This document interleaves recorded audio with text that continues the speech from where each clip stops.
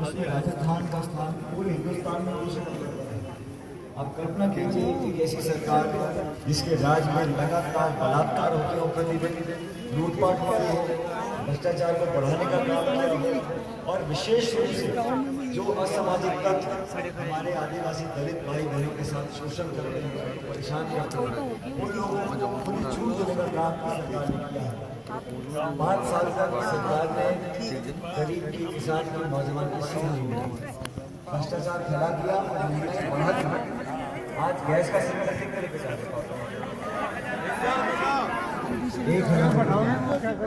आज से 2 दिन पहले मैं झालावाड़ गया। मैंने झालावाड़ के लोगों से पूछा गैस का सिलेंडर कितना है, उन्होंने कहा 950। तो देखो वहाँ 50 रुपये कम है, इतना तो बनता है। तो मुख्यमंत्री का जिला है, यहाँ 1000 का 950 का है, लेकिन पूरे राजस्थान में यूरिया की बिक्री कैसे हो रही है? पुलिस के पहरे में हो रही है, 2-2 किलोमीटर की लाइन लगी लोगों की एक यूरिया का कट्टा लेने के लिए। कालाबाजारी हो रही है, किसान चारों तरफ से पिस रहा है। लेकिन जो अपेक्षित वर्ग है, जिन लोगों को आज़ादी के बाद हमारे संविधान में जो ताकत और संरक्षण दिया था, ये ऐसे लोग हैं, मैं नाम किसी का नहीं लूँगा, लेकिन जब से बीजेपी का शासन आया दिल्ली और जयपुर के अंदर, लगातार सवाल उठते हैं, आरक्षण पर सवाल उठते हैं। आप जानते हो कि कौन ऐसे लोग हैं जो आरक्षण पर सवाल उठाते हैं? अरे भाई, संविधान में प्रावधान दिया हुआ है, जो हमारा अपेक्षित वर्ग है, गरीब तबका है, तो संविधान में उसको आगे बढ़ाने के लिए एक सोच के तहत उसको जगह दी गई है। और जब चुनाव आते हैं तो सब तरह का टकराव पैदा होता है, अगड़े का, पिछड़े का, दलित का, गैर दलित का। लेकिन कांग्रेस ऐसा संगठन, ऐसी पार्टी है जिसने सचमुच, अभी आप कमल जी याद कर रहे थे बनवाला बैरवा साहब को, मैं जब बैरवा साहब जिंदा थे, जब उप मुख्यमंत्री बन गए थे, तो सन 2000 में हमारा पास का जिला दौसा का है, दौसा में उपचुनाव था और उस टाइम बनवारीलाल जी को वहाँ का प्रभारी बनाया था। और मैं तो उस महान अपना को आज याद करता हूँ, इतने नेक इंसान थे, कभी गुस्सा नहीं आता था। चुनाव में तो प्रभारी बने, आप समझ सकते हो कितना झेलना पड़ता होगा कार्यकर्ताओं की मांग, और ये सारे दिन शाम में याद है मुझे, चौकड़ी मार के बैठते थे।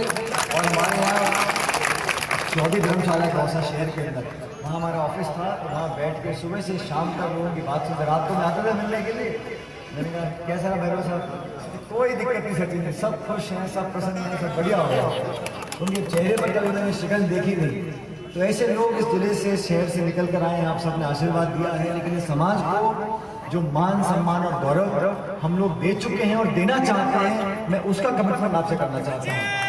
और क्योंकि इस गंगा समाज से मेरा बचपन का लगाव रहा, जब शायद दूसरी बार स्वर्गीय पायलट साहब सांसद बने दौसा से, और दौसा में बैरवा समाज की खूब आबादी है, वहाँ के लोगों के साथ उठना बैठना, घर का रिश्ता बहुत पुराना बना हुआ है, इसलिए मैं अच्छी तरह जानता हूँ कहाँ दिक्कतें हैं, कहाँ मुश्किलात हैं।